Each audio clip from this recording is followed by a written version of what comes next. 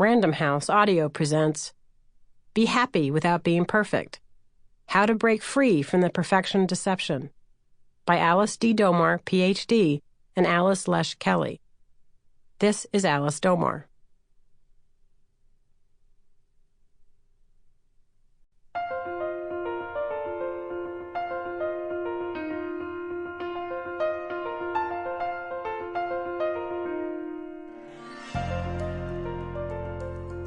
Be happy without being perfect.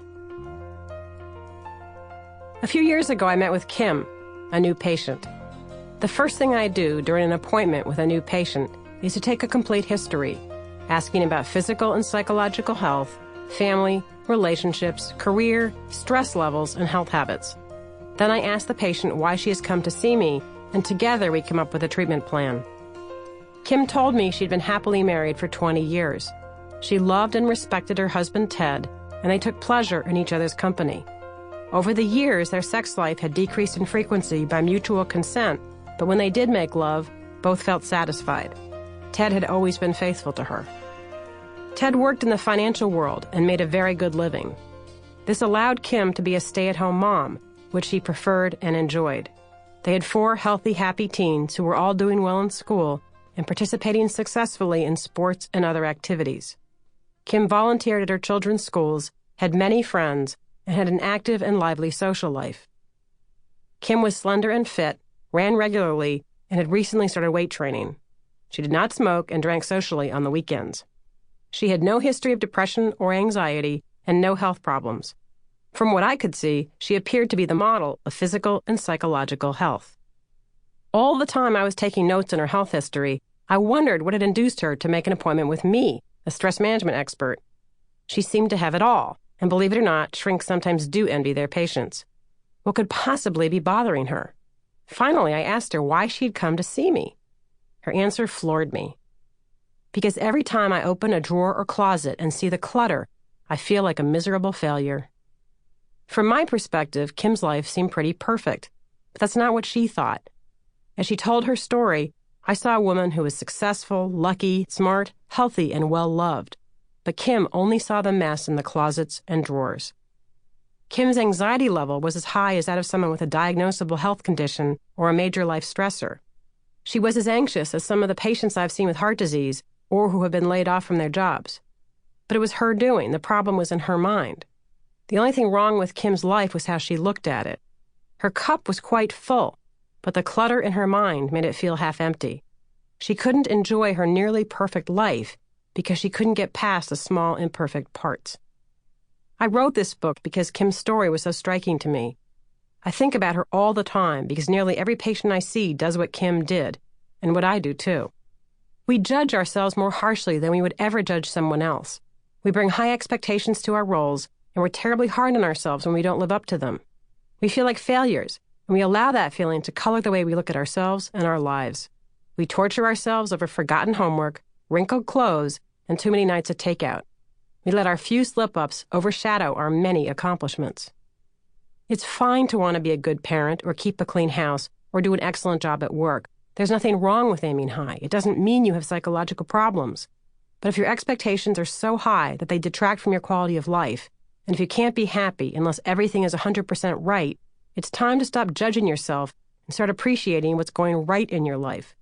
This book will show you how to do that. I've been working with women my entire career. My goal has always been to reduce their stress and help them be healthier physically and psychologically. I've battled perfectionism all my life, and even though I teach and counsel women about it all the time, I sometimes continue to struggle with it myself. During my 20 years of clinical practice, I found it incredibly hard to convince women to take care of themselves. This baffled me when I first started seeing patients. I knew that self-care and stress reduction produce solid, measurable medical results. Consider migraine headaches as an example. If you take a group of women who get migraines and teach half of them how to do mind-body stress reduction and self-care techniques, they'll inevitably feel better and get fewer headaches than the women who don't learn how to do the techniques. The same is true with pretty much every health condition out there, from heart disease to anxiety to chronic pain. So picture me 20 years ago launching myself into the clinical world full of ways to educate women about how to make themselves feel better. I began teaching patients a range of skills and was thrilled to see physical and psychological improvements in the women who incorporated these techniques into their lives. But I discovered something else too. Although my patients were willing to come in and learn these skills, many of them didn't practice them when they left the clinical setting. It didn't make sense. They knew a variety of simple, proven ways to feel better, but didn't use them. After delving into this mysterious problem, I realized that part of what held women back was guilt. They felt guilty setting aside time to meet their own needs. They saw meditation, mini relaxations, mindful walking, yoga, journaling, social support, and all of the other proven techniques as being selfish acts because of the time they would take away from their families. Many of my patients considered self-care to be selfish, even when there was proof that it would improve their mood and their health, and by extension, their family's happiness and well-being. But women are held back by more than just guilt. I give dozens of talks every year about how women can nurture themselves, and women attend in droves. I even wrote a book on it called Self-Nurture, which was a bestseller. Women approach me after reading my book or hearing my talks and tell me wholeheartedly that they love the idea of self-nurturance, but they have trouble implementing it. It's hard to spend time with your friends when the laundry isn't done and the sink is full of dishes. Finally, I understood what was causing the disconnect between these women's thoughts and actions. It isn't just that women feel guilty taking care of themselves. It's that deep down they feel that setting aside time to meet their own needs, even having needs in fact, is a sign of weakness or failure, a sign of imperfection in a world that expects nothing less than perfection. Our world has changed so much during the past few generations, and even since the time when I was raised in the 60s and 70s. The expectations for mothers were different back then. If you kept your kids healthy and off the streets, you were doing your job well.